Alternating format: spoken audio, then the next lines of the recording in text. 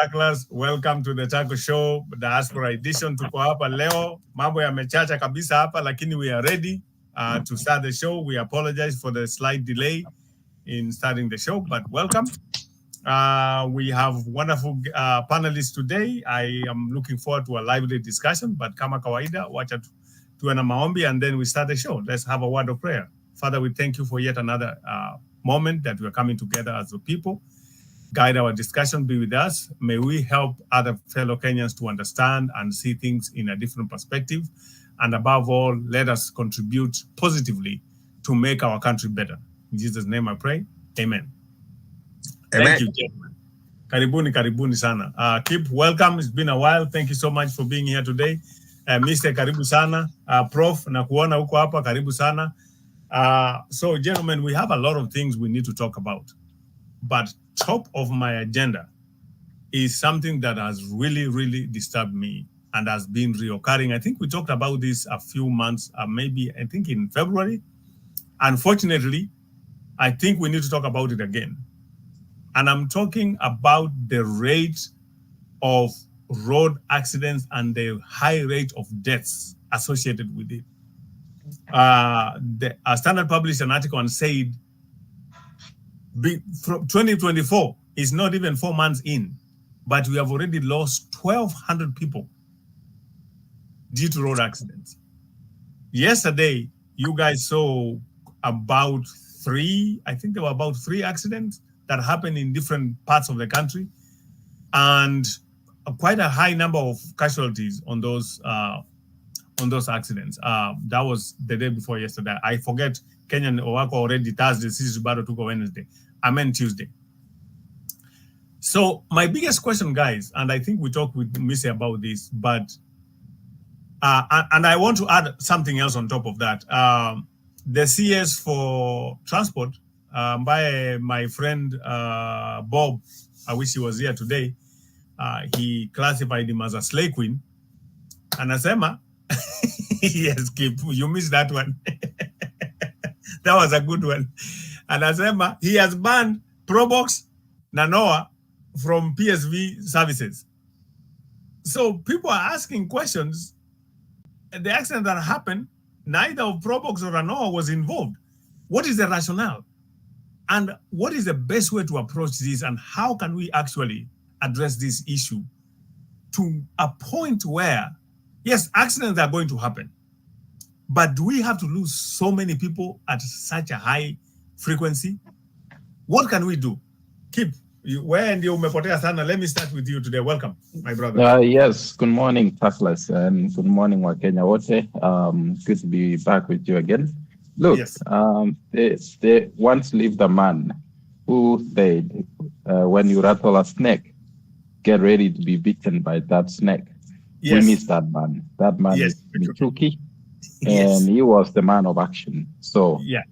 Transport sector in Kenya is one that takes a lot of lives. Mm-hmm. And it's unfortunate that we just started the year and we've lost almost 1,000 people already. Mm-hmm. Look, the CS cannot take the steering and drive the car.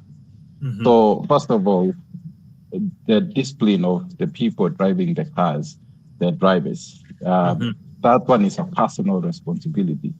But in saying that, there are a few things that the government must put it together to make it work. Number one, we need to vet all the drivers and the driving licenses issued in Kenya. That's number one thing. Number two, retraining. Number three, introduce a point-based system where when you break the traffic rules, the points is deducted. So say we have 15 points, over speeding, 5 points gone or 3 or whatever. We might agree on those ones. The other one, overlapping, 2 points gone. If we do that and we keep deducting every time, and then you lose your driving license for 2 years for serious offenses, then people might think twice. Number three, we need serious penalties. And these penalties, you shouldn't take people to court. What you need to do is take people, hit people where it hurts, their pocket. Let me explain how you do that. If you're speeding or overlapping or something like that, we have cameras. Invest in cameras. If you invest in cameras, traffic cameras in Kenya, you earn all the money spent on cameras within 1 month. You return all the investment within 1 month. For example, if you're doing the speeding and you are captured, now when you register a car in Kenya, you must register a car with your phone number. So when you speed, get direct and you get a text that you are speeding at this point, and you owe the government 5,000. Can you imagine 5,000 every time you speed? You'll have to think twice. Even myself, I speed in Australia. I had a phone, and charge you $500. That's a lot of money. I've never repeated again. So that's when we need to do that in Kenya. These police, bribing and all that, that one will stop only if we have cameras. And only if police are not the one to really determine whether you are wrong or not. Let's use the camera, and these issues will be solved. But above all, let's be strict on application of the rules and laws of the country, especially road traffic rules. Yes. All right. Thank you so much. All right. Professor, what's your take? Mimi na maoni mbadala, na kubaliana na maazimio ya mtangulizi wangu. Kweli kifilosofia, ndugu mwenyekiti, tunaweza kusema kweli tuweke kamera, kweli tutoze faini, kweli tuweke stakabadhi au stakabali za mitindo au tabia za waendeshaji wa magari, ili kusema Arama Joel akifanya overlapping atozwe faini, alafu gharama ya bima yake ende wapi? Ipande juu. Kweli nimekubali. Mambo haya yanaonekana vyema tukiyaangazia, tukitoa sheria kutoka bunge. Wazo langu ni shida inayojitokeza, kaka mkurugenzi, kwa dhana nzuri na safi za serikali ambazo zina matokeo butu au matokeo duni. Mbona nasema hivi? Ile Kipchumba amesema kweli tunaweza kuweka zile kamera pale, tutoe picha tuseme Arama alikuwa kichapa yake 150 kph kwenye eneo ya mwendo wa kilomita 70 kph. Lakini ile kamera kweli imetoa ile picha. Arama atatafuta mtu wa kuchapa hiyo kamera ianguke. Kila pahali kutakuwa na kamera. Hilo ni la kwanza. La pili, hata ukiweka kamera, serikali ina nia nzuri, lakini Arama tunaongeza ufisadi. Manake ukisema uweke faini ya 5,000, umehalalisha njia ya kwamba mtu alipe 3,000 au 2,000 au 500. Hali ni ngumu, hali ya maisha ni magumu Kenya. Hata 100 utaingia tu vizuri. Uhongane. Kwa hivyo unajaribu kuweka sheria kufunga njia ya watu au kupunguza maafa, lakini tena umefungua njia zingine 3 za kuongezea ufisadi. Hilo ni swala la kwanza. Dhamira ya serikali ni nzuri, lakini kwa nafsi hiyo inaeneza ufisadi. Hilo ni swali la kwanza. Kwangu ningeangazia jambo hili kwa njia mbadala. Kweli sisemi, Kichumba amesema vizuri.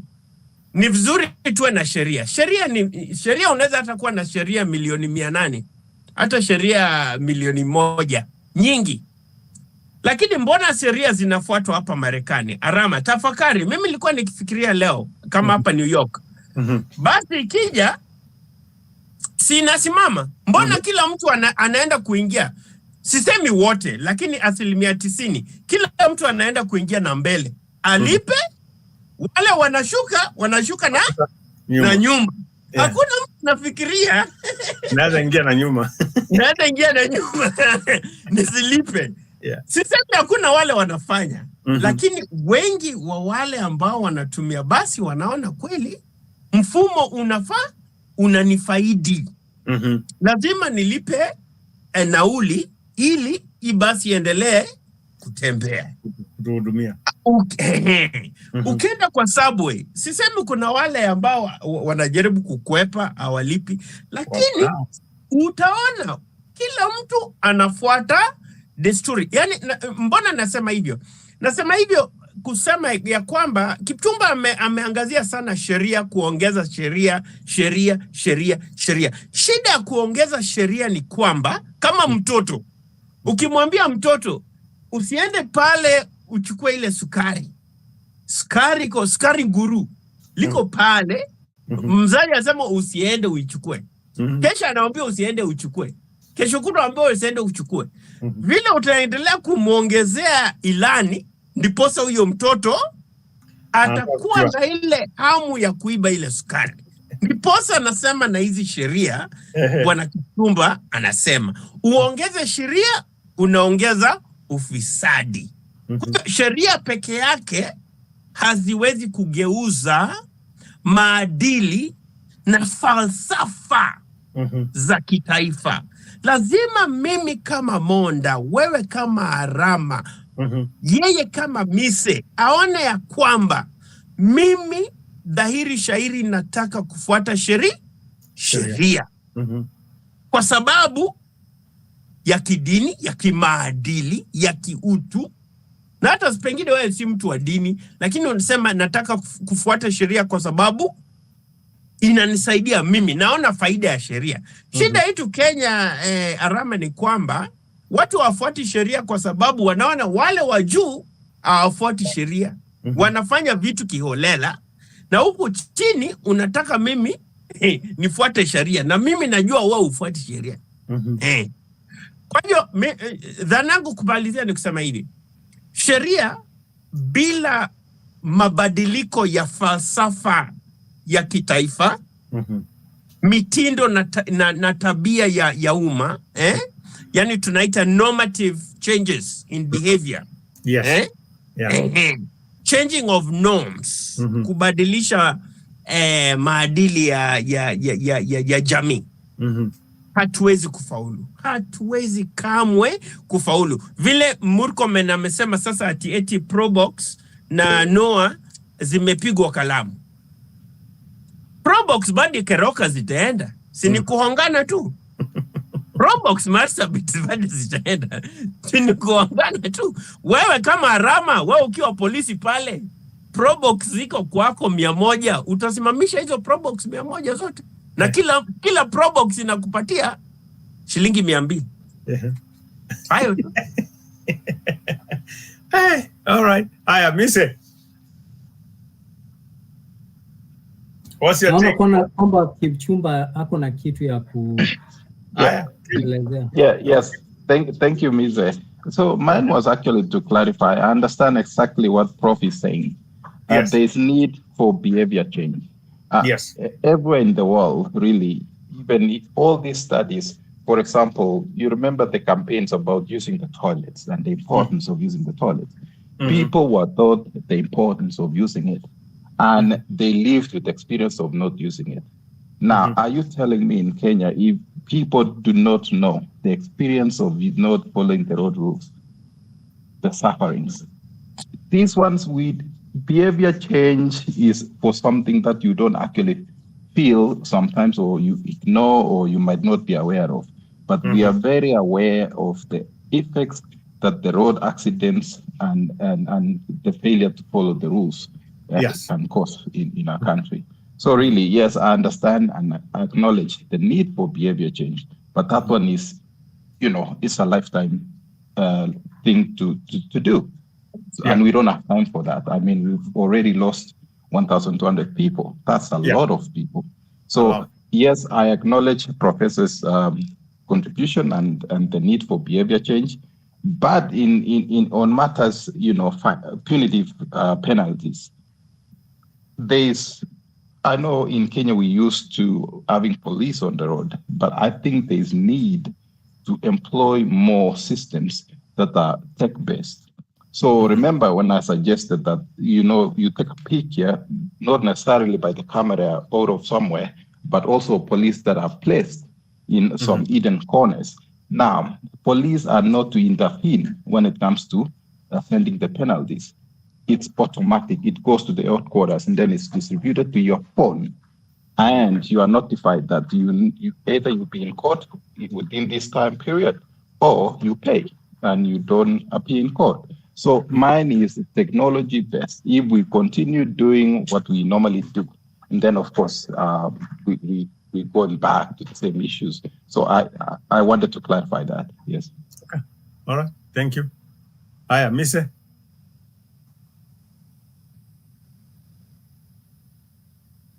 You're muted. Yeah, thank you very much. Yes. And it's always good to be here. I always say we are the most patriotic people. Sisi ndio wazalendo, sisi ndio wale wazalendo, to be here and talk about this great country. For me, I just want to have a complete different opinion from Professor.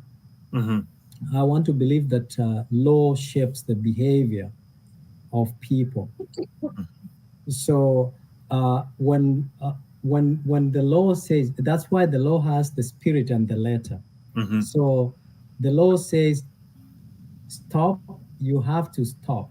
If you don't stop, there is a penalty or there's a punishment. Yes. So if we have that enforced, the behavior of people will change. We all came from Africa and we know how we were doing things in Africa. Or as soon as we arrived here, we were told you cannot cross anywhere in the road. That is called jaywalking. So, and we followed the rules.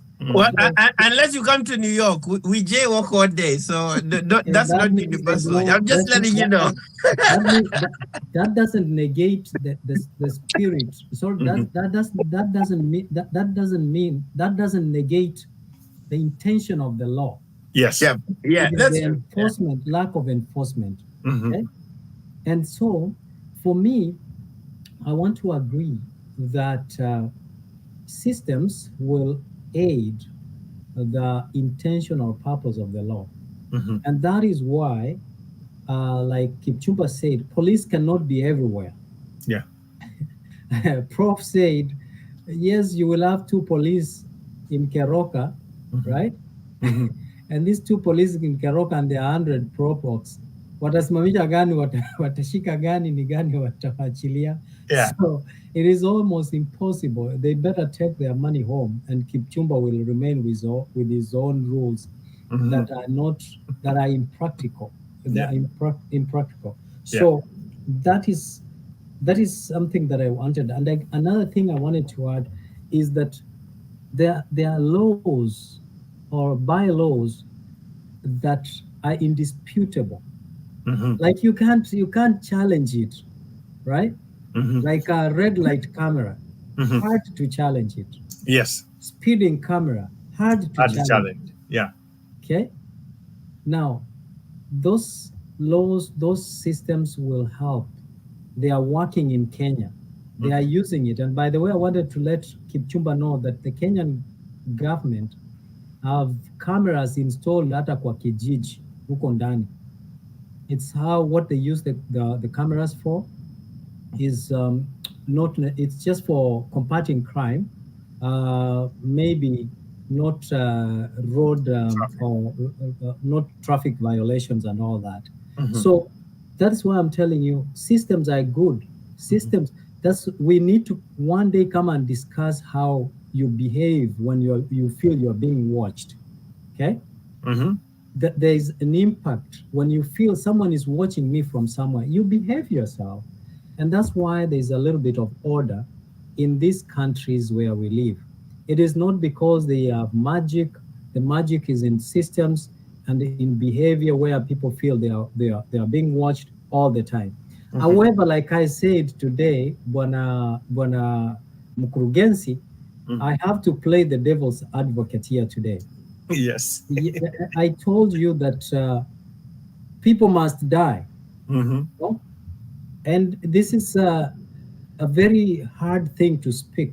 It is like us, it's very difficult to say that we have what is called generational curses in our family. And we are ashamed to talk about it.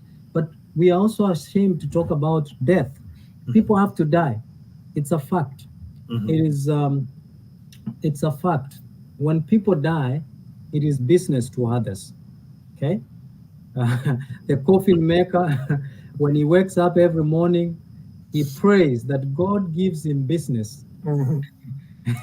And akiona basi imeanguka anasema Mungu asante umejibu maswali. Maombi. Okay? The car dealers, the mechanic, and all that. These are things that we are afraid of talking about. It is business. That when these things happen, it is business to others. Now, we also talked about the role of the government and the role of citizens.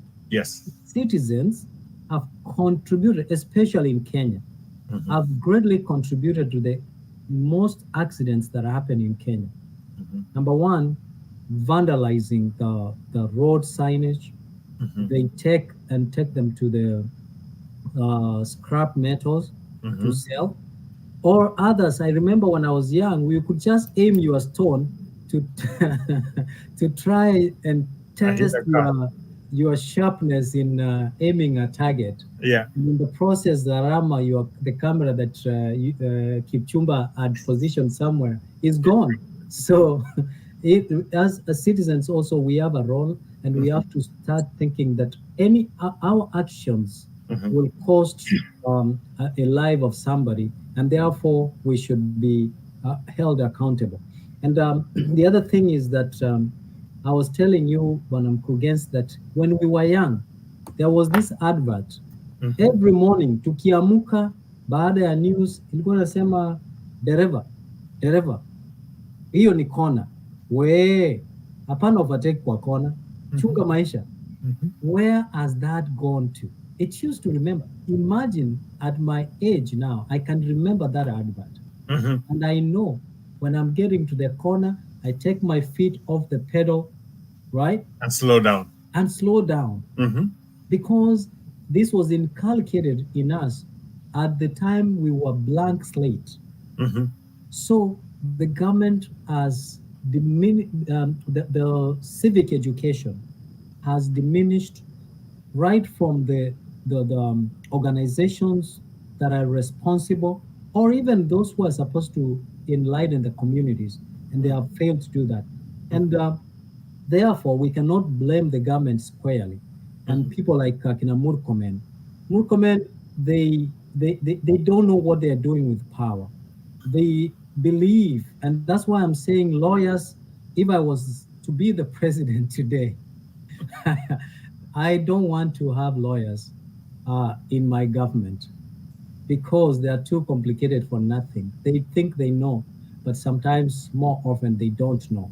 Now, for me, I want to see, if you are a lawyer, I don't want to see you practicing while you are serving in the government, because you are not going to put more work. You will be putting more work in your practice, more than you are supposed to give. And lastly, I wanted to say, there's something called legal geography. Legal geography is how our how space is utilized. If you look at Australia, US, Canada, most of all these developed countries, the pavement where the pedestrian, where they walk, is very far from the main road. So it's very difficult to find a road hitting a pedestrian, or a pedestrian even wanting to cross, because the place, the way the space is designed or engineered, it doesn't allow you or entertain you to cross the road.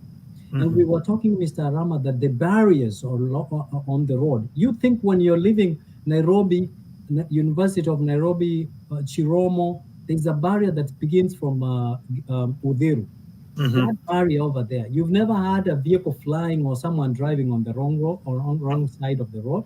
No. We want those barriers where we feel that it's a potential hotspot that can easily lead to the loss of life. So the way we engineer our spaces, and look at the subway, the way the subway is designed, the seats in the subway, they are very uncomfortable. Look at the bus stops, the way the seats are designed. They're engineered not to allow people to sit. Look at the bathrooms, the way they are designed here, the washrooms in the public spaces. They are designed in the way that when you sit in the bathroom, someone can see your feet but cannot see your other part of the body. And therefore, you cannot sit longer in the bathroom because you feel someone is seeing you and you've taken longer. So some of these things, we need to have our government and our leaders understand that systems and the way we engineer our infrastructure can change the behavior and enable the enforcement of law in order to change the behavior of people. Thank you. Thank you so much, guys. And I believe, for me, one of my pet peeves with these road issues that I always talk about all the time is, for the life of me, I never understand, for example, when there is, let's say there's a traffic accident somewhere or just traffic jam. And then you find it's a one-way, single lane, both sides. But you find somebody on this side decides to overtake and drive on the other side, goes ahead. He knows very well there is nowhere you are going. And what you are simply doing is blocking the other car that is oncoming. They don't have a place to go. Now you cause a jam both ways, vehicles can't move. And that's why we get the infamous Nakuru, Nairobi, Naivasha, Nakuru traffic jam that sometimes lasts for a day. Overnight, people are sleeping on the road simply because people do not want to respect the rule of law and just stick to your lane. And I agree with Kip on one thing. You have to make it painful for people to learn and understand their lesson.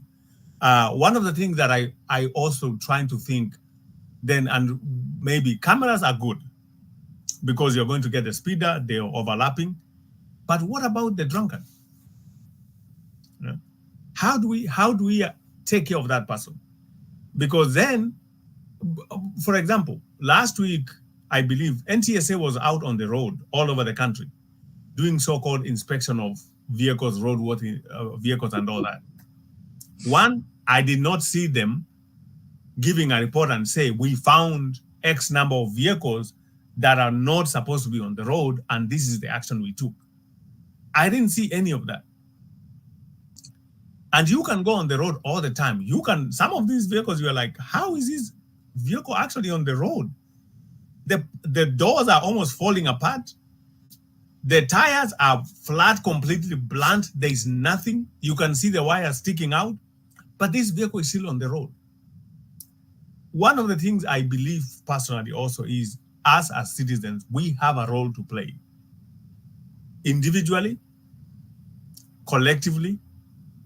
As a driver, I need to understand and respect the rule of law and obey the traffic laws. As in a vehicle, as a passenger, I also have a role to play.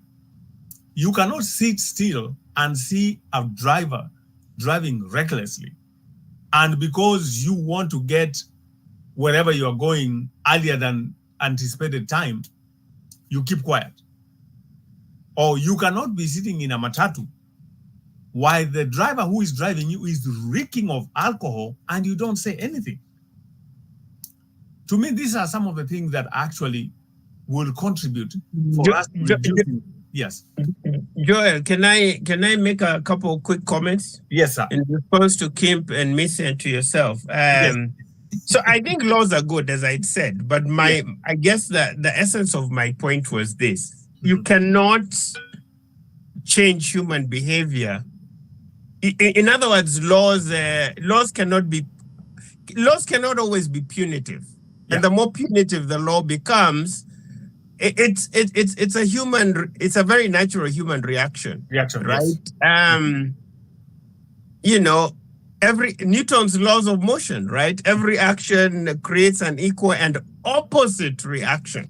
Yes. So you want to make a law to make people go one way, but as a result of making that law, people do exactly the opposite, even when they know it's against their best interests. This was my point. People will follow things even when they know that they'll make decisions that are contrary to their best interests. So that was really where I was going around this question of the unintended consequences of the best intent of government. And I'm not necessarily sure of how to fix that, right? But this idea that you'll always be punishing people when they don't follow the law, I think is a very colonial mentality. Okay. We really need to create more innovative spaces that do not create the conditions where people are breaking these laws. So for example, you use a very good example. We are stuck on a jam on one way going south and another way going north. And this other bugger who is going north decides to go in the other lane, which is for the oncoming traffic. So he shuts the whole road down. But yes, this guy's behaving stupid. But you remember, Arama, in a democracy, you have a right to be stupid. It's your democratic right to be an idiot. Yeah, okay. So when you go on the other wrong side of the road, or you overlap and you see everyone else waiting in the jam, but you are a damn idiot. You come from 200 cars behind there, you overlap because you think you have a right to go before the 200 people who are ahead of you. Yeah. You have a right to be stupid in a democracy. I agree. The problem is it becomes this question of governmental modeling, Arama, which is my second issue to the unintended consequences of the punitive sanctions of government. The second issue is governmental modeling, which creates this issue of impunity. So Arama, you are very right. This idiot who's overlapping and creating a jam, yes, he's doing something very stupid. But it's been modeled for him from the guys right at the top. You're right. Absolutely. They do the very same thing, but because they have high office, you've been to Nairobi, you've seen ministers overlapping. Yeah. And driving on the wrong side of the road. Yes, absolutely. Yeah. So you can't blame the citizen who's doing the very same thing that his governor or his president or his MCA is doing. So that's the second point. The third point is this, for me, my attorney friend. You see, I'm very concerned about this idea of having cameras everywhere. And it's very ironic you say in this comment that people tend to behave better when they're being observed everywhere. I'm very uncomfortable with this idea of the government watching me everywhere. Me say, I don't like that. We want to live in a free society. We're not children. We're not babies. Do you want to live like you're in the communist Soviet Union where there's a camera on every road? Even then, people still commit crimes. People still organize democratic movements against the communist government, even the most repressive government, even under Hitler. People still organized. So I'm really surprised again that my brother who's supposed to protect civil liberties as an attorney is calling for cameras all over the place. What about my Fourth Amendment rights, Ndugu Arama, against illegal searches and seizures? These are illegal searches. The government's looking even under in my bedroom, seeing who I'm sleeping with, where my wife is going, what I'm eating, what I'm smoking. I have a problem with that. Having cameras all over the street, Ndugu Mise, I don't think that's the right way to go. In addition to this issue around, still on my lawyer friend, constitutionally, even in this country, Arama, we've had Supreme Court precedent that creates the illegality around these multiple police stops. They are not necessary because they infringe on people's right to movement, to freedom of association and movement. Why do we need a roadblock every one kilometer? No, we don't. It's wrong. We are not slaves to the government. You need, if you have a roadblock, Arama, it's because maybe Arama killed his wife. So the police are stopping people to make sure wale waliua bibi Arama hawakimbi. Immediately that need is over, we open up the road. Yes, but this idea that my attorney friend suggests, we have roadblock, and you have camera everywhere. We don't want to live in a police state. It is very unconstitutional and highly undemocratic. Okay. Wow. All right. Anybody that is joined? Go ahead, Mr. Yeah. So I just wanted to,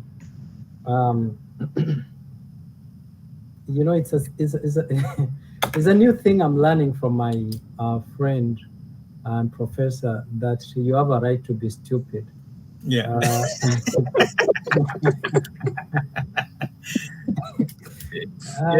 For me, I know ignorance has no defense. That's my understanding. But in terms of surveillance, what my professor needs to understand is that your security, number one, you are the property of the state, and therefore, if you are the property of the state has the right to protect you in the manner they feel that you are safe, and therefore, the definition of... Wait a minute, how are we the property of the state? The government of America doesn't own me. The government of Kenya doesn't own me. I'm supreme. Unfortunately, I was not given life by the government. I was not given life by the government. I don't know the government a damn thing. How does the government own me? I'm very confused about that statement. Please clarify. You see, the motive is to have everyone protected, okay? Not to be unfairly treated. Sometimes people are treated or abused or, harmed, and then utasema ni sawa tu, mimi sina maneno, wacha tu ni wachane. To discourage this and to avoid such, to take away that precedence, what the government has done is to make sure that you are the property, your body is the property of the state, and therefore they have a role or a right to proceed with a case against whoever who assaulted you.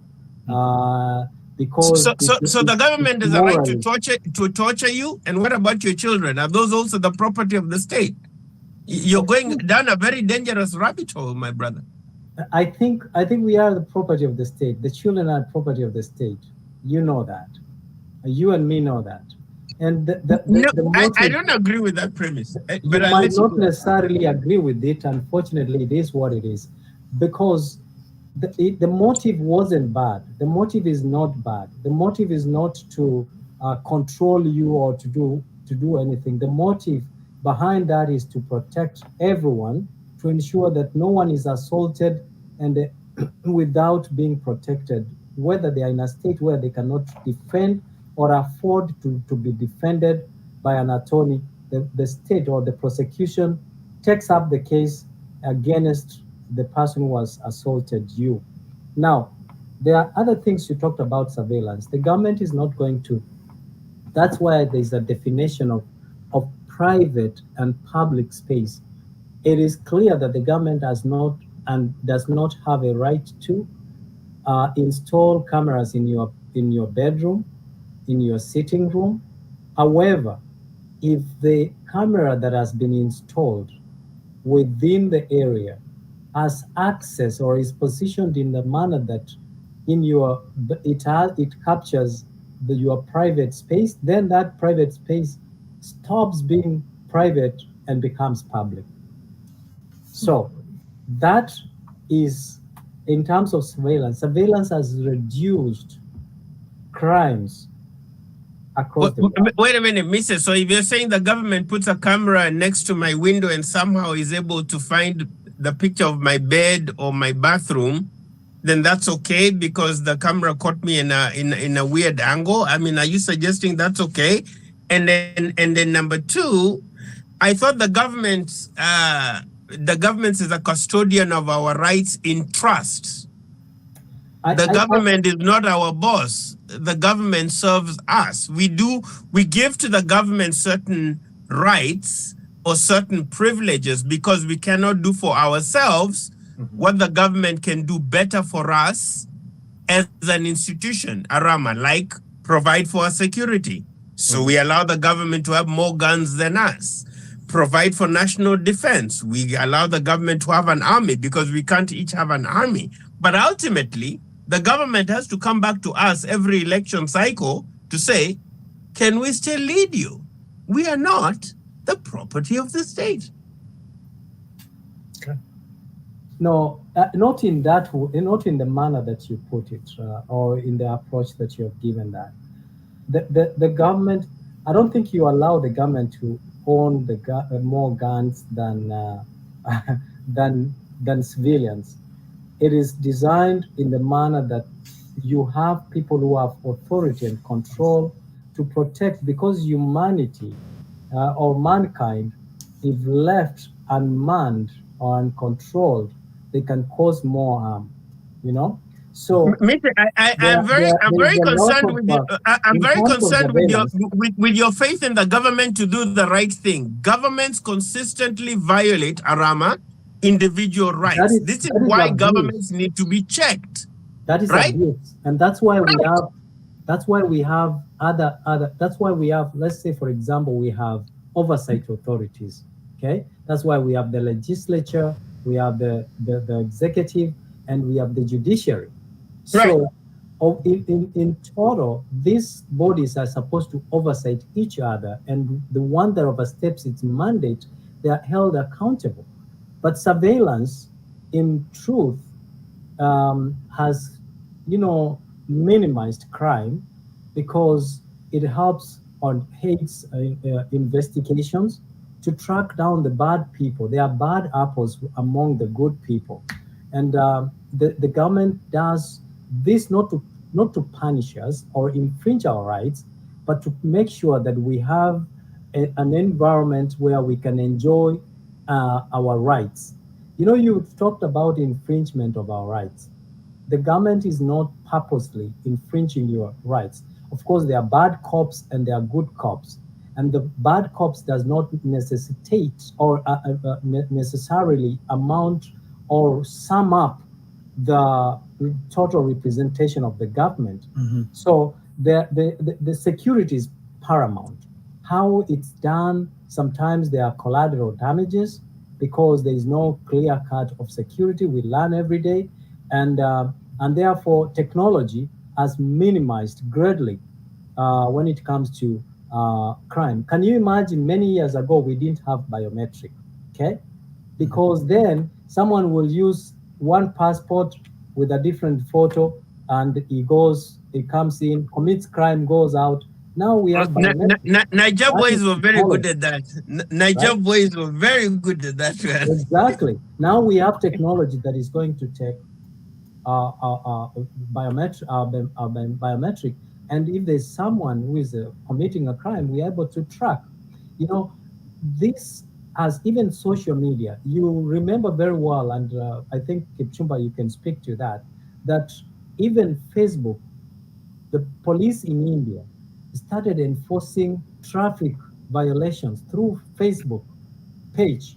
So if you are on the road and you could see someone violating traffic rules, you could take a picture and post on police Facebook page, and they will track down that person and that vehicle, and they will penalize him. So in all, for me, I am a proponent of technology in minimizing crime. It has been tested, even in many ways.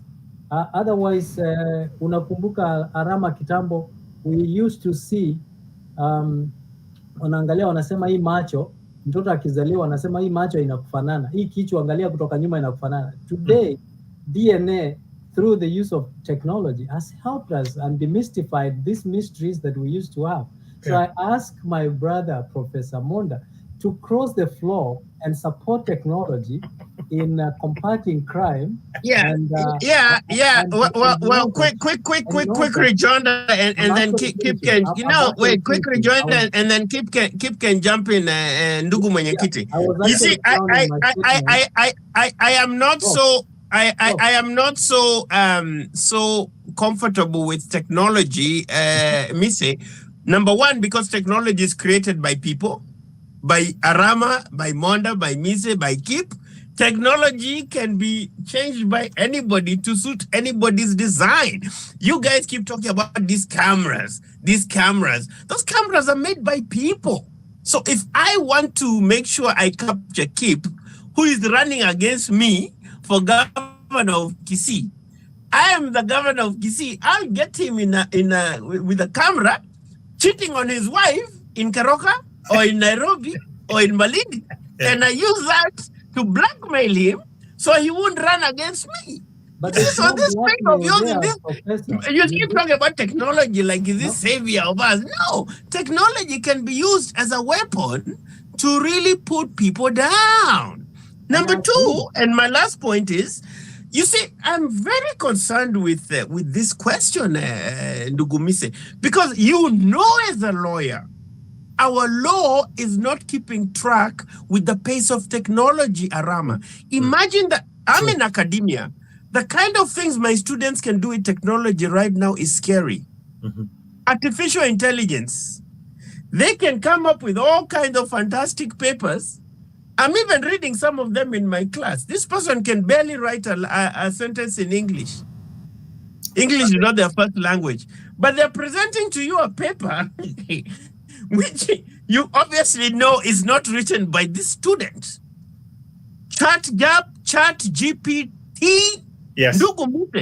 I can create a video of Mise or Kip of Arama doing some crazy pornographic stuff on Facebook, on Instagram, on all kind of social media, and that's not you. So I don't have this faith that my lawyer friend has in technology. Bwana mkurugenzi, nafikiri Bwana Monda, Professor Monda alidakia kabla sijamaliza. Lakini pale kundrali lakini lazima nikukosoe. Mimi siamini teknolojia kaka. I just wanted to say this, Professor. That is the essence of law. The law is there to punish those who are going against. For example, you have given a classic example that technology can be used as a weapon. And you gave a classic that a governor, someone spying and sees Kipchumba cheating with someone in Keroka and defame, or rather use it as a weapon to block Kipchumba from running for that government. The truth is Kipchumba was cheating. It's only that the camera has been used to expose his dirty dealing. So the reality is the governor is not doing anything wrong. Kipchumba cheated and he's only been exposed. So it is a fact. The other thing is that... have you verified that video was even authentic? We can create all kinds of images with this so-called technology that you are facing. That is abuse of technology. It's just like when you are given food, kuna watu watakula food kiasi, na kuna wengine watakula mpaka washibe, wa vomit, tena wakule. That is abuse. And that's where the law comes in and says, when you abuse something, there is a penalty and you have to obey. However, the law is not, every law has an exception. No? There is no law that is absolute. And that is why there is the spirit and the letter of the law. So even the law says that you can't do this, but still there is an exception. There is a reasoning behind this law, and there is how you can also go around that law. So the law is not as bad as you can see it. The law has two elements, the spirit and the letter. The letter says you can't do this.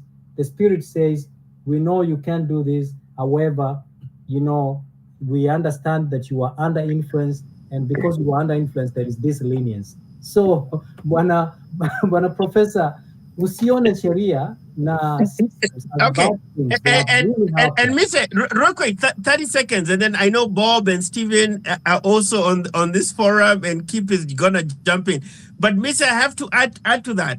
The law, Immanuel Durkheim, the law is created. There's a lot of philosophers that feel, Arama, the law is created to preserve the status quo, to benefit the interests of the wealthy against those of the poor. Look at the way Donald Trump is behaving in this country.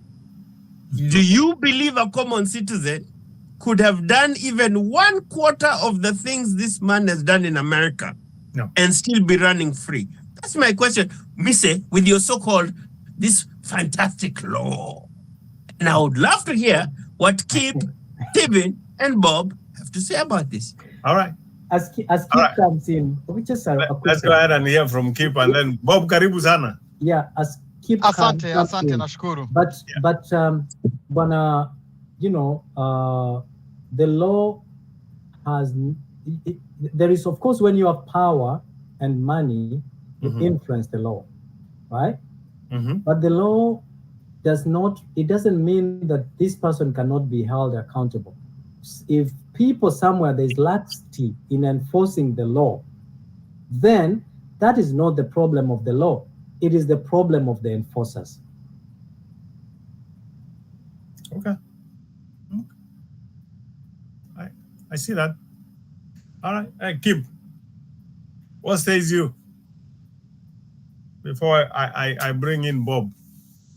Yeah, I was away for a while. Let him, please, changia kidogo. Sorry. Sawa. Aya, Bob, karibu sana. Asante. And Yes. I've been good, and I'm doing amazing. Bob, umechelewa. Wewe unanunua bia bwana. Nunue vile tulivyo bwana. Umechelewa sana bwana. Ni tabia mbaya sana hii. Nunua vile mulivyo.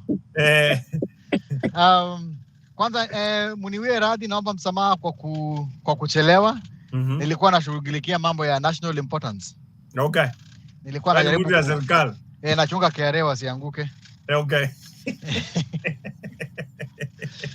So, and I will just pick up from what I had from Mrs. and Professor's arguments. I just overheard a little bit of it. And it's a basic fact that the letter of the law or the law in written can mean good, but the enforcers of the law are enforcing it to the benefit of the mighty, the wealthy, and the well-off in society. Justice, sometimes it can be true, right or wrong. Justice was created for the poor and not for the rich. And as Professor said, and if a common citizen could have done what Trump had done, and forgive my language, especially kwa watu wa nyumbani, I don't know, grabbing pee and assaulting, insulting women, and doing every single thing that was done, if a common citizen could have done that, you can imagine the repercussions they would have gone through. Secondly, look at the issues, even the issues like the taxation, the tax brackets, and how the wealthy will play around the tax regime and still get away with most of that stuff. Yeah. Let a poor man, a middle-class person, try those games. They will be in for it and they will pay dearly for it. And that's what nasemanga, ili uwe funzo kwa wewe na wenye tabia kama zako. Okay. Unaona? So when they say tabia kama zako, it is not the wealthy. Tabia kama zako ni wewe na watu wa klasi yako. Bob, let me interrupt you. And I want quickly to go back to just okay. So that I don't lose my line of thought. Yeah, no. I just want to give you the background of our discussion. The background of our discussion was the recent uptick of road accidents in Kenya and the death. You remember I posted an article about we have lost about 1,200 people for the last 3 months. We are not even counting April already. Yes. And the question is, what can we do? How can we at least mitigate? Because accidents are going to happen. Yes. But how are we going to bring them down to where you're like, oh my goodness, 20 people died? Okay. Yes. I think I was building towards that. Yes. Okay. And I was building towards that, and I was now coming down home. That the reason why Michuki achieved so much, and so much was into that Michuki could achieve so much, is because Michuki meant it when he was enforcing the laws. He did not catwalk around them, you know, to look good. Kutembea na kusema sipeani kazi hapa, hatupeani kazi. Unaona? He didn't do that. He didn't do that. What's been going on? We might blame the law. We have very good laws on road safety at home. Yes. There is training on road safety at home. People go to driving schools on basic road safety. But what happens to many drivers back home? Do we follow the rules? Do our people follow the rules? Sometimes I will look at wananchi to the eye and tell them, you're supposed to carry 14 passengers. Why do you want to carry 18 passengers? It is a risk to the other 4 who are not belted up. Right? So why are we putting up, and it is a risk to the 4 who are not belted up, and at the same time a risk to the other people in the other car. Yes. So I think it goes down to our own people. It goes down to enforcement. I mean, the police have to enforce these rules. More money needs to be put. I'm sure sufficient money has been put in the NTSA, National Transport and Safety Authority. But are they executing their mandate as required? Do they have sufficient equipment? Do they have sufficient surveillance? Do they have sufficient cars and vehicles and staff that will help enforce the law? These are departments that are ranked highly on the corruption index within government corporations. That's right. You know, it's and sometimes we want to blame we will blame everybody. We will blame ourselves for not being part of the solution as wananchi. We will blame the NTSA for not enforcing the laws as prescribed in the law. Because if it was done that way, you can imagine just following the law, how many lives could be saved. Erecting bumps left, right, and center in a highway. For what purpose? For what purpose? You know. So I think it's too. I've kind of thrown everything here and there. Yeah. But if government can take care of the roads, the same way roads are being taken care in this country, you know, the road is government's property, and they should protect it and they should take care of them, right? Wananchi should be responsible and mind about themselves and the lives of other people. We need to find a way to weed out corruption in the transport sector within the corporation, NTC na mali kama hapo. I mean, and these are the small things that if we can eliminate 3 things: government invest more in the infrastructure and take care of the roads, NTSA eliminate corruption, na wananchi wakuwe responsible, how will people die? We will have reduced it. But much of it is what? Carelessness, corruption. Yeah. Because we have wonderful laws, honestly. We have wonderful laws. Look at when a new road has been built. With synergies, with what? Baada ya wiki mbili, ati ng'ombe iligongwa hapa, mnaweka hapo mawe na mnafunika na mchanga. Yeah. You know. It's not a baba. Correction ni kama it's a jungle law. Ati so kwa Arama kumegongwa leo, weka hapo bumps. Kwa Profesa Maona kumegongwa na weka bumps zingine. Weka bumps hapo. Yeah. Na roadblock in between. Haya. Alafu kuna roadblock ya lazimu. The only thing wanafanya kwa roadblock ni kuokota pesa. You know. So it is honestly Kenya's problems on the roads in basic knowledge. It's basic knowledge. And I don't know why they try to see it as though it's so complicated. It's basic knowledge. People just need to behave, period. And things will be okay. Things will straighten up. Okay. Nikiona 45, najua ni 45 plus 5, period. Yeah. Okay. All right. So guys, I just want to shift our discussion just a little bit. I know we had some things because tumesema tutaongea, but this really piqued my mind. Prof, you posted it on the group, and I just wanted to bring it up. And I'm quoting the president here in his recent public appearance. He said, "We need money for evangelism because there are people who have not received the word of God. Even the issue of banditry that we have in West Pokot, the main problem is spiritual warfare. We want the church to send more missionaries into remote parts of Kenya because some of the problems in those areas require a spiritual army to deal with them." So somebody asked this question and he said, to our fellow Kenyans in West Pokot and Baringo and those areas, we are sending missionaries. But to Haiti, who are kind of having similar problems, we are sending our police officers. Wacha Monda amalize kwa hiyo. Wacha Monda kwa mwisho. Wacha sisi tuongeongea la Monda atafunika for Aya, sasa Bob. What's your take? Miss yako kwa simu Bob bas. Take it up. No, Steven hajaongea. Steve is our technical person in the studio.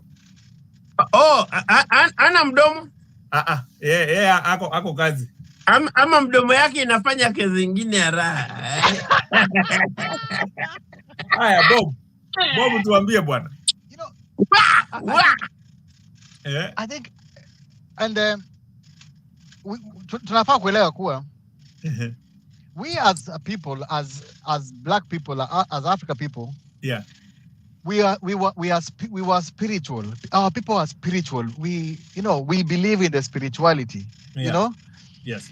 But there's this blindfolding that happened through religion that we need to demystify. We need to separate the two. Religion is an organized form of religion is an organized form of governance. You know, if I really didn't understand what the president meant by let's send missionaries to change their. These people don't have a problem with Christianity and religion. You think they have not seen Christianity since independence? They have. And is it a solution to their problems? No. It is the conscience of these people, of the criminals, that needs to be haunted. Banditry cannot be fought by the Bible. Banditry will be even the Bible says an eye for an eye, a tooth for a tooth. Banditry will be fought by a gun. You came with a gun, you will die by the gun. Yeah. You know? Let us distinguish these things, man. I mean, let us not overemphasize about religion. I mean, at least people should understand more about what is the spirituality of our people. You know? Because we are being circled back into colonial forms of being administered. You see, Ndugu Arama, if I could jump on and continue on that strand of what Bob said, that connects very well with what we're talking about at the beginning of this program. Yes. So, Missy, I need to clarify. I have no problem with people praying to God. If you want to pray in church every day, 24/7, 24 hours every day, you pray for Jesus to come tomorrow. More power to you. But you cannot force everybody to follow your God or follow your church. You have to allow everybody to be who they want to be. Even those Arama who do not want to believe in God or who say God is dead. Yes. Everybody needs to be respected. And even those of us who want to believe in our own African ancestors. Africa, that's another debate we can have here on this forum, Arama, for another day. African spirituality. Yes. I want to know about a Kalenjin God. What did Kalenjins believe before Muzungu came? What did Kisii believe before Muzungu came? What did the Luyas, Giriamas, Kikuyus? Yes. We are terrified about discussing that. Now, to Bob's point, This idea of, and it goes back to what we were talking about a little earlier around governmental modeling. Yes. If the head of state is talking about us praying when we have famine, and we know people are bringing in fake fertilizer, but you're trying, and most Kenyans are illiterate, but you're trying to lie to the people, most of whom will believe what the president says, that we should pray. Yet on the other hand, Bob and Mise are bringing in fake fertilizer, which is creating the hunger, because when that fertilizer goes into the ground, there's no maize, because that's not fertilizer, that's rubbish. So when, Arama, you tell me, when I highlight the problem, President Arama, we have a problem because your cronies and friends in Mombasa are bringing in fake fertilizer, and you're getting a percentage of that. And this one did not even come from Mombasa. It was from Naivasha. Naivasha, right. But you want to tell me to pray for God is going to make us it better for us tomorrow. I think in this forum, I would believe you would not get a good response. But from the Mwananchi kule mashinani, hearing the president say that, or the deputy president say that, they believe in these high authority figures. Let's all pray. But the prayer is like the game the white man was playing on us. Shut your eyes and pray to a God, a white God in heaven, and I'm stealing your land, and I'm stealing your wives. So my point here is this, back to my lawyer friend, Brother Mise. Laws can be made 1,000 times over, but I love the lawyers because the law can demystify the religious from the secular if it is applied appropriately. Yes. So that the people can see this guy who's telling me to pray is full of BS. I need to follow the Constitution, the law.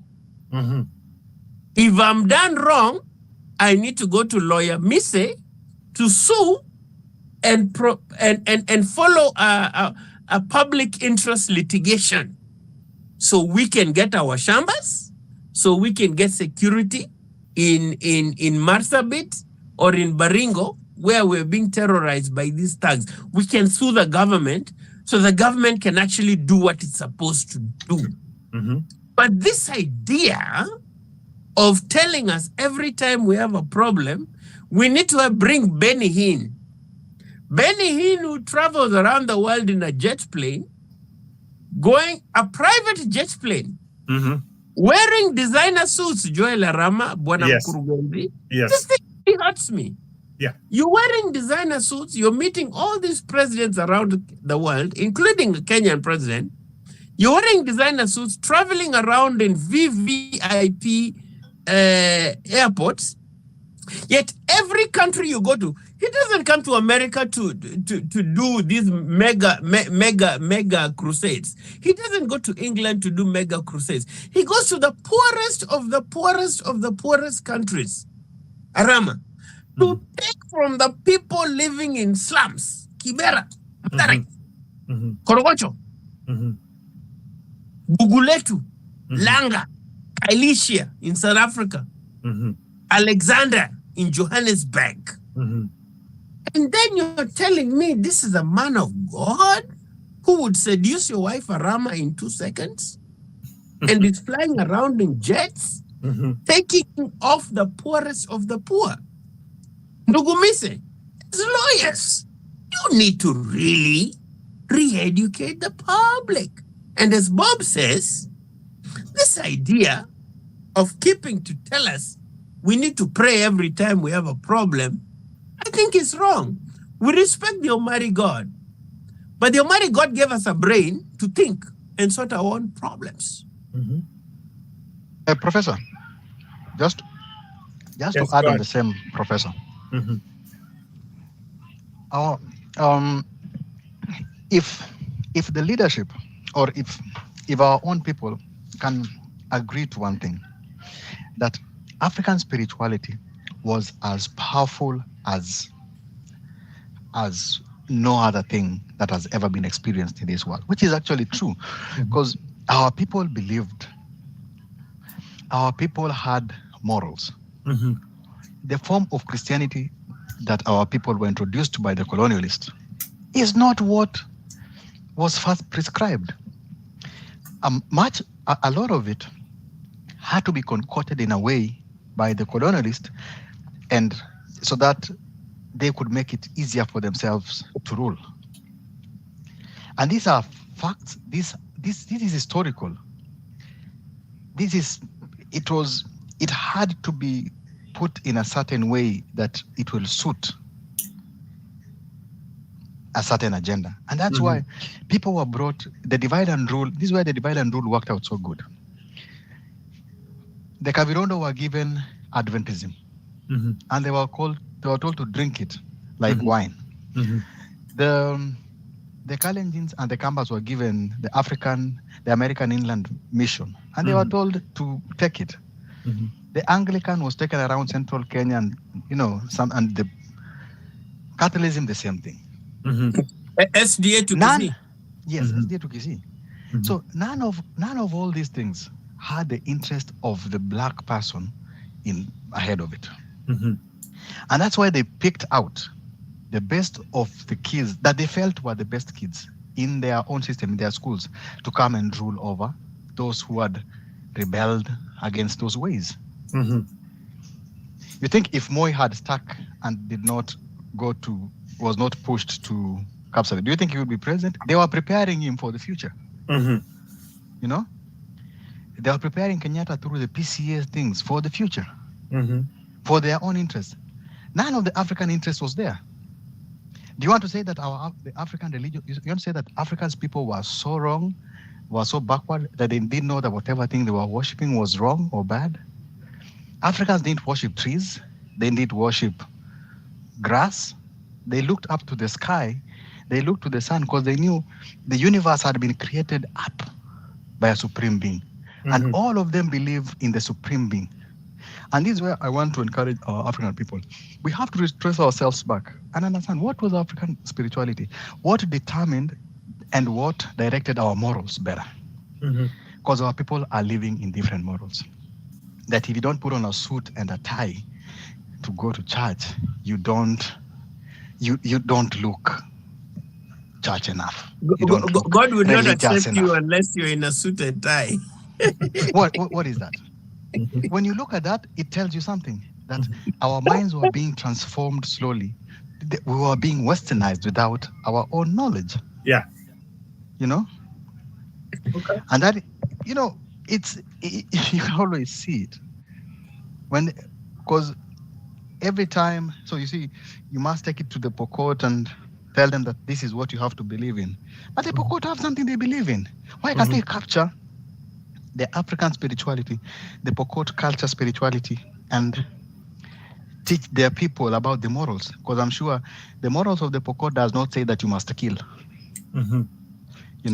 But Bob, a lot of Africans don't want to embrace their spirituality. When we talk of our traditional tribal gods, people say you're talking to the devil. That's a devil. My God is Jesus. Don't tell me about what my grandmother used to believe. My grandfather, those are devils.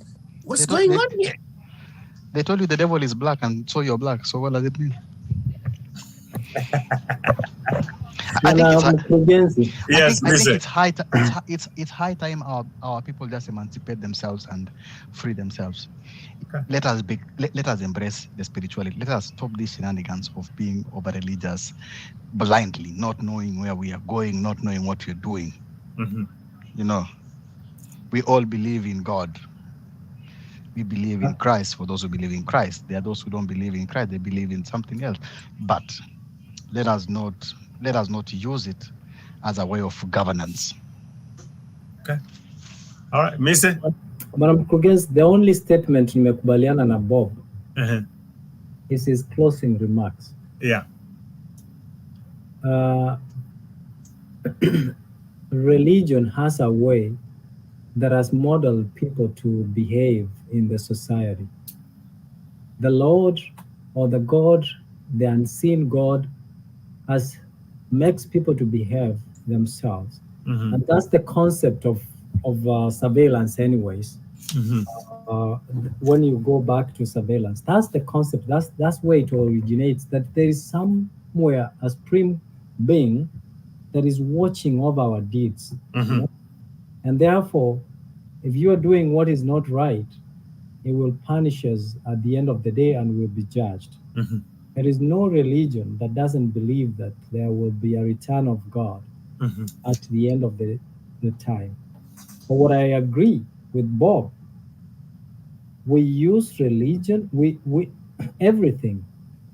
In Adventism, they say there is temperance and moderation. Whatever that you do, must do it moderately. Mm-hmm. You know, that if you overdo something, then you are abusing that thing. So I don't have anything against Ben Hill, his lifestyle. Matter of fact, actually, I'm wearing Tommy Hilfiger.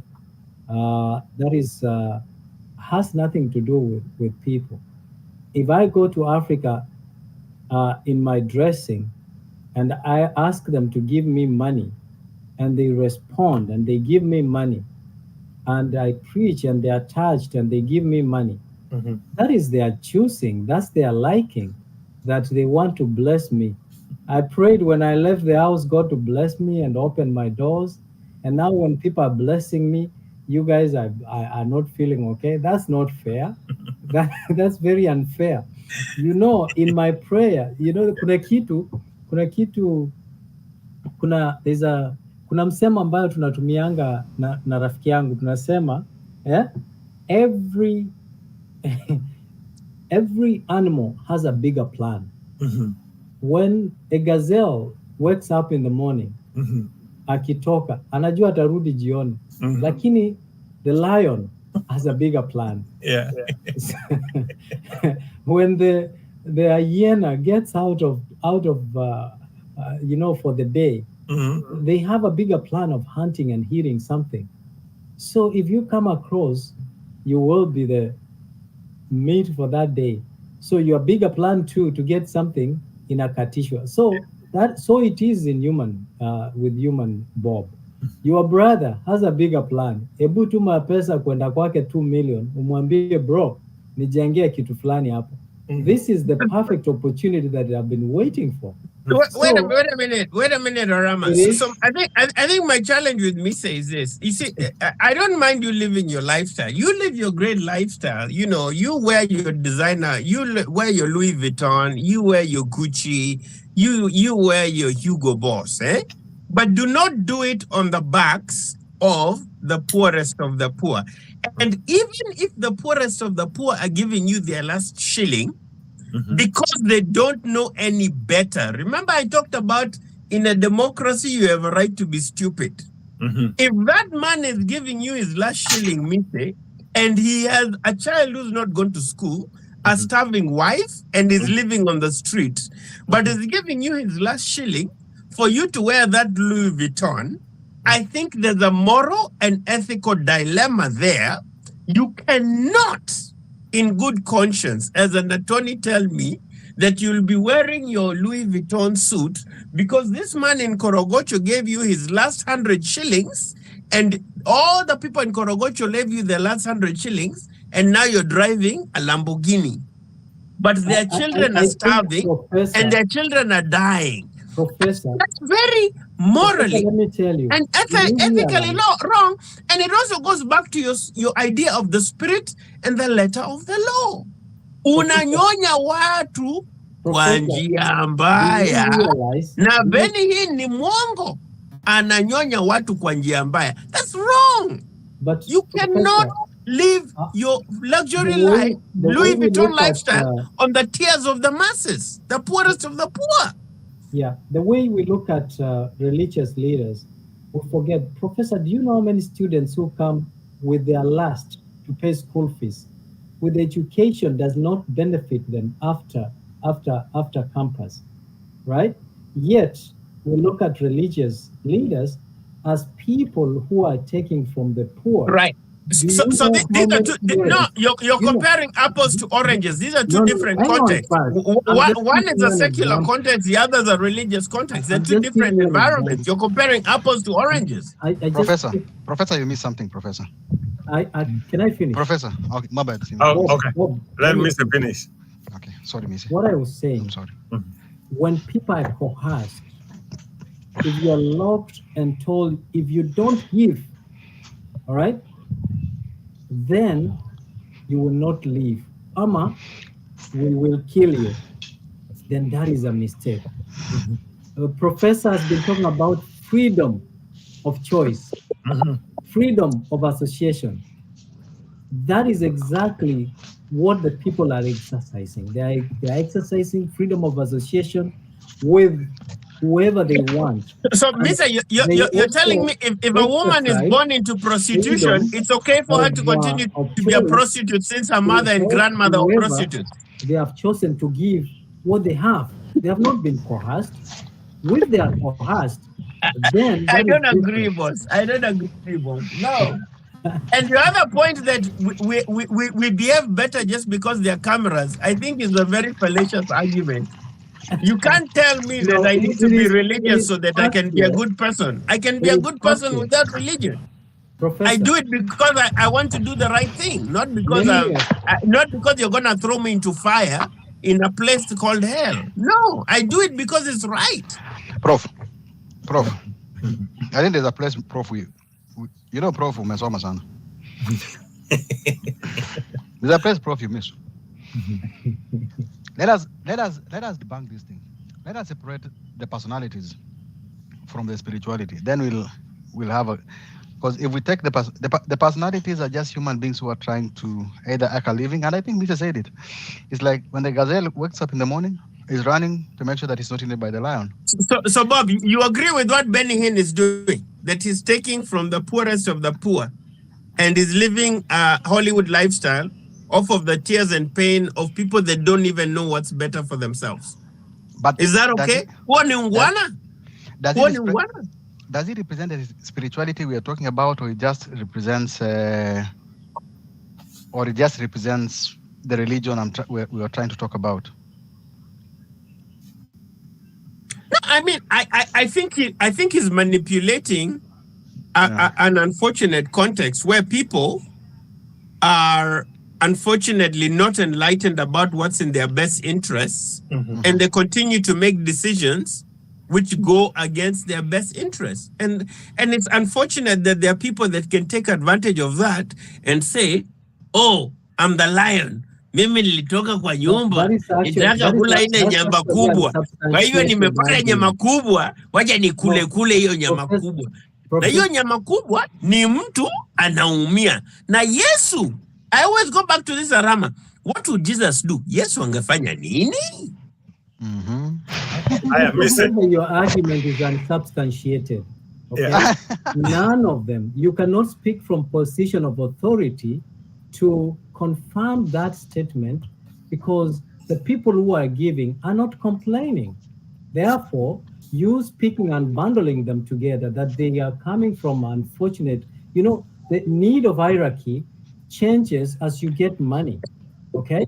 So people, I remember there was a time I was earning 1,500 and I was happy.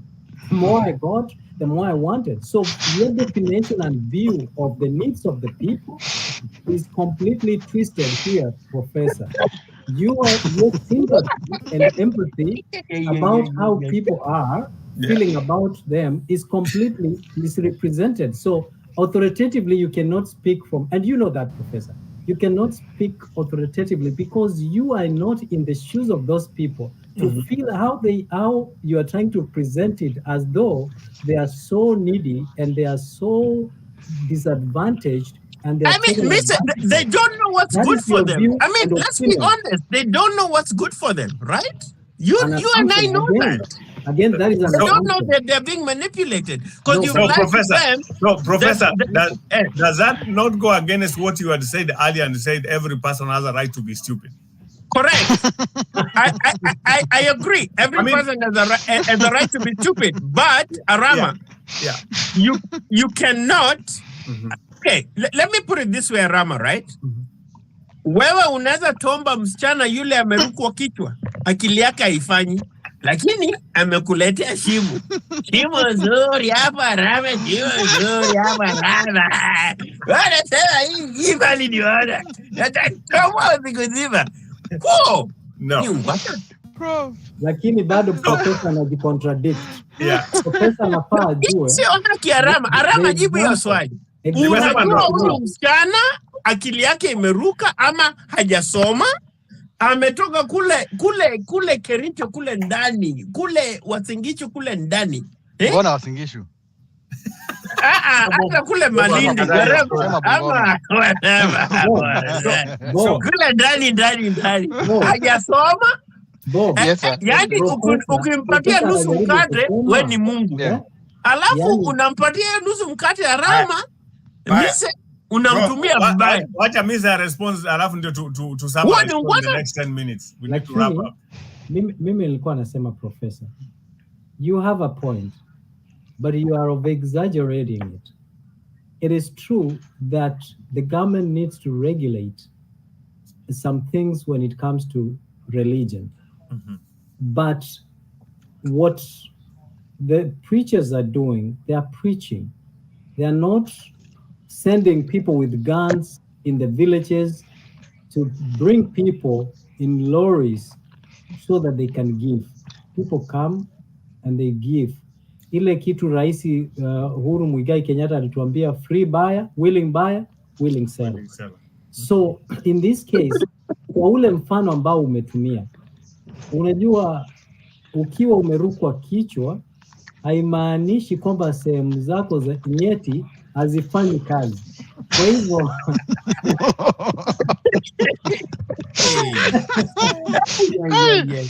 Leo mbaya.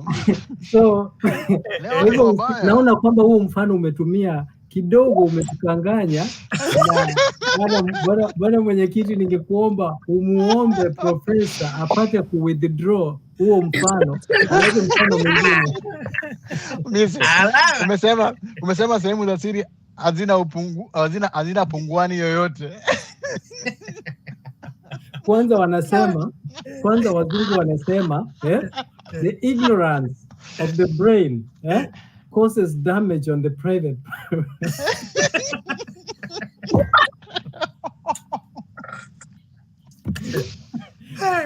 Man. Guys, you guys are killing it today, man.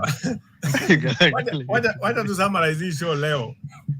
Lakini 1 minute each. 1 minute each. Yes. Chairman, tunakubaliana kimoja chairman. Yes. Yakuwa wenye ulisema ni kweli.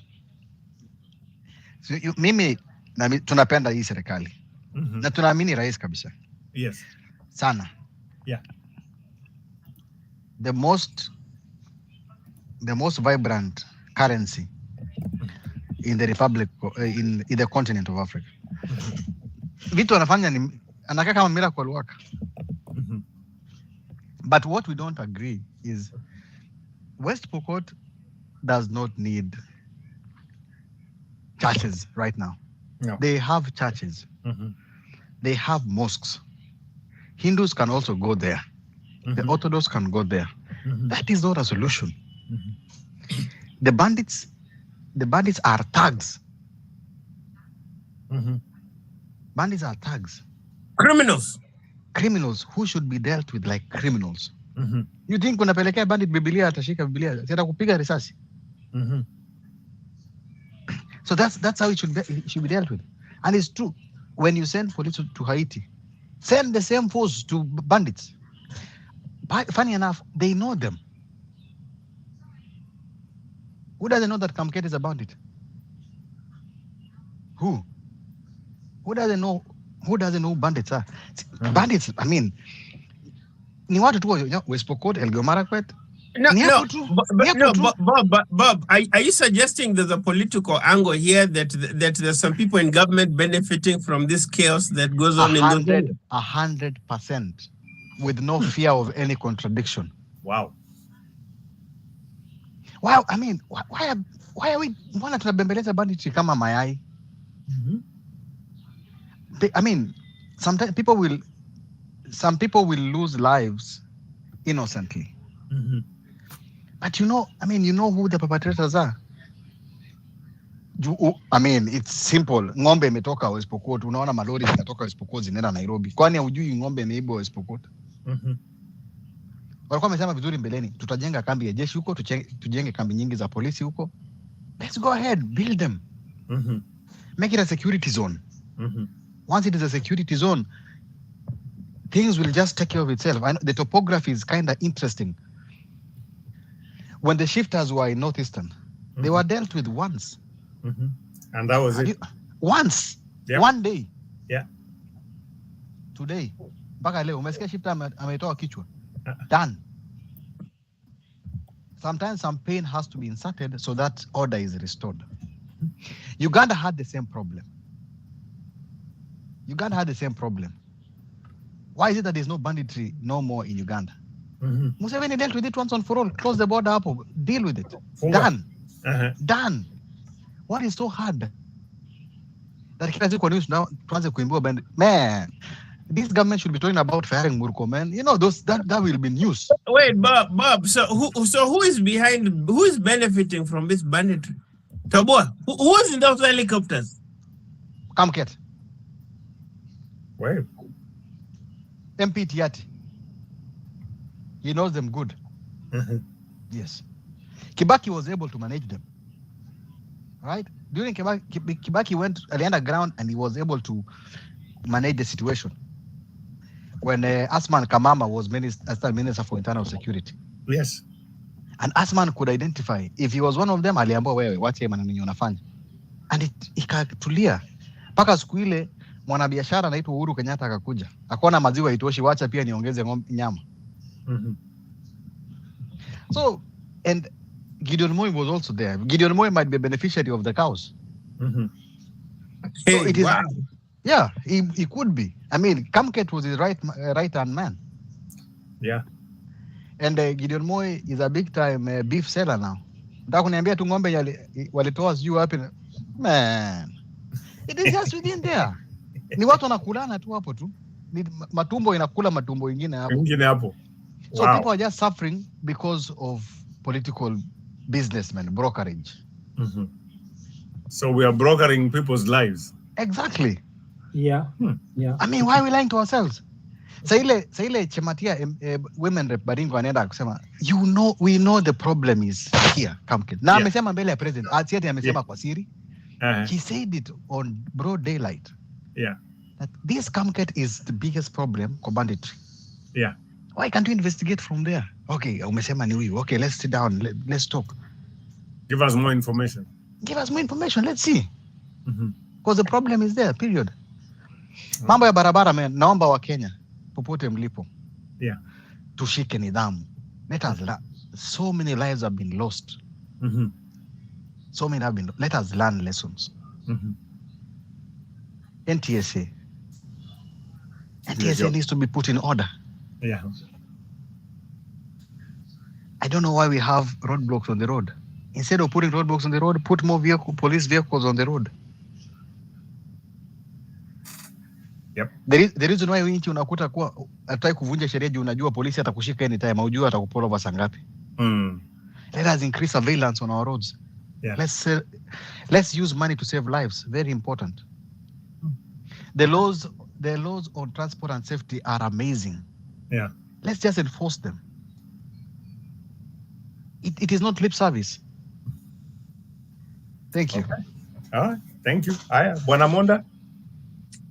Mimi ndugu yangu, muda wangu ndampatia ndugu Mise na ndugu Arama waongee. Mimi sina mengine mengi ya kusema. Mimi ni hayo tu. Ulimalizia pale kwa sehemu nyeti na akili. Hapo nimemwaga ndani. Nimemwaga kabisa. Raha roho. Kesho pia ni siku. Mimi ninafurahia vile Bob amesema. So we first of all, like I said before, I'm a devil's advocate. In North America, there is migration and immigration. There comes a time when people have to leave, go to Africa, and others have to come and begin a new chapter. And so is life. Others have to die, others have to be born. But that being said, accidents, road accidents, people die through road accidents, people die through, they are choked, you know, wanakula, they get choked, wanakula, wanakufa. But again, let the government try to at least mitigate the obvious accidents. That's why we say good infrastructure, invest in good infrastructure, invest in enforcement, you know, always know that we have or employ more police. I've seen in Canada where there's crime, where there's an increased crime, they come there, they put police camps there, they eventually build police station there as a way of creating presence. In the absence of police or law enforcement agents, there is chaos, and that is what we see in our country. You know, Kenyans are very unique people. Kenyans are not like Ugandans or Tanzanians. Kenyans are very aggressive people, you know, people who are thinking on how they can make money. And I agree with what Bob said. We knew that when there was Al-Shabaab and all that, you know, Aden Duale, one of the government officials, you know, was doing trade. He was doing makaa, huku Somali, Kirudisha, and so on, at the expense of the lives of people, right? And that's why you ask yourself, why do people go to politics? People go to politics not as a career, but they go there strategically to position themselves for protection, community access, you know, to do what they want to do in amassing wealth, because it is the only way you can use shortcuts to get wealth that you want. But come to think about it, Bwana Mkurugenzi, I actually pray to God all the time. I don't want to be a billionaire. That's what I tell God. I don't want to be a billionaire. Just want to be a millionaire, to be able to afford that, being able to take my kids to school, have enough to keep me going. Because after all, I always think about it, and we were laughing about the other day. We work so hard and build, you know, huge houses back home. But guess what? As soon as we build these houses, we come back to this to this country, only to realize that we are living in apartments, and the big house, your 10-bedroom house, is there. And the time we are going back home, hata mguu haikubali uende hata upstairs. Yeah. Okay? So if that is the case, why should I want to have more at the expense of others? To me, that is the argument I wanted my brother Professor to propel or to advance, that we should just have enough for us. And if we have extra, we should give it or create avenues that will uplift others in the communities. That is why you see a lot of the Black people in North America who are rich. They have not given back to the Black community. And that's why the Black community continues to live in abject poverty, where there's not enough literacy, because the people who have been privileged and with a lot of money decide not to put that in that community. That's why I like people like Tyler Perry, who go back to the community, the Black community neighborhood, and they invest in those community neighborhood. Why? Because by so investing in those community neighborhood, they create jobs and uplift the standards of those people. You know, why would I take money? And that's why I've always advocated to the government that we need to identify people who have stolen from our country, and we need to talk to them, sit down on a round table and say, we are here to negotiate with thieves, but we are not going to penalize you. We know that you took from our country. We are not going to penalize you. All we are going to ask you, bring the money back to the country. Yeah. Invest in certain neighborhood. For the next 5 years, you have your immunity. You can pull out your money if you want, if you so wish. But you would have created jobs for at least 5 years of the money that you took for these people. And that will have been the way that you bring and give back to the community. By so doing, we will allow people to invest in our country. We will go back with the expertise that we have because there's the abundance of jobs. You will also be encouraging impunity. No, but you see, that is when Constitution 2010 started, okay? We decommissioned the old constitution. Mm-hmm. And so that is what we will say, that if you stole up to 2010 or 2017 and behind, right, we will forgive you. We'll give you immunity, right? This can be declared by the president. The president can give a decree, a presidential decree. But going forward, if found, the penalties are very steep. That can discourage the impunity. So, Mr. Your point is very well taken. But again, I have to go back with 30 seconds. This is the problem. When you establish norms to tell people, Bob Arama, wewe uliiba 2010, uliiba bilioni 20. Uko vizuri, uko na manyanga yako, uko na malaya yako 10 na bibi yako 10. Sasa mimi nakwambia kwa sababu katiba ya 2010 imefika 2010, wewe uko sawa.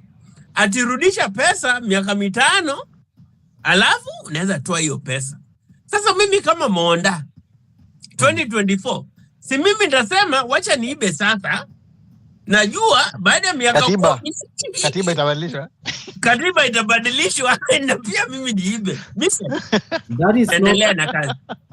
Lakini bwana mkurugenzi haujakuwa fair. Naona bwana hajaninukuu vizuri. Mimi sikusema kubadilishwa kwa katiba. Yeah. Katiba inamruhusu rais wa nchi kupatiana presidential decrees or declarations. Yeah. Or pardon. Pardon, right. Mercy, clemency. Right? Mercy. Yeah. So it is not guaranteed that the president that is coming is going to give mercy. Okay? Could have been a president, but again, going forward, the Constitution is very clear on people who commit crimes. And what the problem that we have is we have a lot of money offshores. A lot of these people die, unakufa leo na hata hawajui. Do you know that it's unfortunate? Hata sisi wanaume hivi sasa kuna mahali wengine wetu tumeinvest, hata wake wetu hawajui. Basi ukifa watoto wako wanasumbuka na wewe mwenyewe ulifanya kazi kwa bidii na ukainvest. Yeah, Mr. But and Arama, maybe this is a conversation. We can have a conversation about this another program. What Mr. said is very right. A lot of men hide their money, but a lot of women here in diaspora are also destroying their men. I have a relative who just got divorced from his wife for 20 years. Alikuwa amechukua bima kwa maisha yake, amejenga mashamba huko, anapatia mali yake kwa ndume zingine huko kote, na ndugu yangu anaumia. Wanawake pia wanaumiza Arama, wanaumiza wanaume na tunateseka. Wanaume wanateseka hapa Marekani. Na unajua wakati mwingine nashangaa ndugu Arama, ndugu Bob, ndugu Mise when you wakili. Very soon people are nobody's gonna want to get married. It's crazy. It's really mad. It's really mad. The women come and take all your money, destroy you, take your kids, and the law is in their favor. Mimi siamini anayoyasema profesa. Kwa sababu ni mambo tutakayo yajadili wakati mwingine, lakini hawafanyi hivyo Canada. Akaenda hivyo. Hawafanyi hivyo Canada kwamba wanawake sio wabaya. Okay? I mean, to be honest, I've been married, I live with my wife, very supportive. Kama mke ni mbaya, ni mbaya. Mtu kama ana tabia mbaya, hata ukamleta ugaibuni, bado atakuwa na tabia mbaya. Lakini pia kuna wanaume, sisi wanaume hatujajijenga hivi kwamba kuna wanaume wengine wanaleta wanawake kutoka nyumbani, kisha wanataka kuwategemea wale wanawake kwamba kila senti wanayoleta, wanayotaka, wanayofanya ili wanawataka wawapatie. Kisha wanakaa kule chini, hawajiendelezi, hawataki kuendelea kimaisha. You will have to upgrade yourself. You have to make sure that you bring something to the table. And if you feel it's not working for you, that's why you have things that are there like prenup, you know, a prenuptial agreement. Kama unamuoa, unamleta na uko na mali yako, sign prenuptial agreement kama. But that's not love. Shida. I see my parents. Hiyo sio mapenzi. Lakini kama unataka, unaona. Lakini pia kuna wanaume ambao ni wabaya pia wameteza wanawake. Sio eti ni wanaume, ni wanawake yake. Ni kweli. Gentlemen, we need to close up. Lakini Arama kila wiki unateleza. Mbona uleti wanawake kwenye kungamano hii jamani? Lazima wote wako wanapata au vipi Bob? Vipi wanapata invite, lazima wa attend. Siwezi force mtu attend. Wakikuja Kenya wanawafukuza. Guys, thank you so much. Thank you so much. It's been wonderful, awesome discussion. I think we have some topics for next week. Hopefully our ladies will attend. Alafu tuta continue na discussion. Arama, lazima nitoe dokezi moja jingine. Let be talk, leta watu wako wazito wa serikali. Leta hata rais hapa. Tunaende kuongea kila siku, tunataka kuona wale vigogo, okay. Wale mamba wazito. Sawa. Walete hapa. Au vipi Bob, vipi mise? Kabisa ndio sasa. Wale mamba wazito. Sawa. I'm working on that seriously, by the way. I'm working on that. Sawa guys, thank you so much. Mimi, my parting shot ni kwamba government and our people, let's value ourselves and let's put citizen as a priority in everything we do, and we'll have a better country. Na mimi naweza toa parting shot yangu tafadhali, ndugu mwenyekiti. Wazo la mwisho la haraka tu. Okay. Kozi halei kuku wa wana. Bwana Monda ametumalizia. Asanteni sana. See you next week. Have a wonderful day. Have a wonderful evening. Happy New Week. Mr. Bob Arama hapo. Tunaenda kazi. The Taco Show ends now. Kazi. Asante.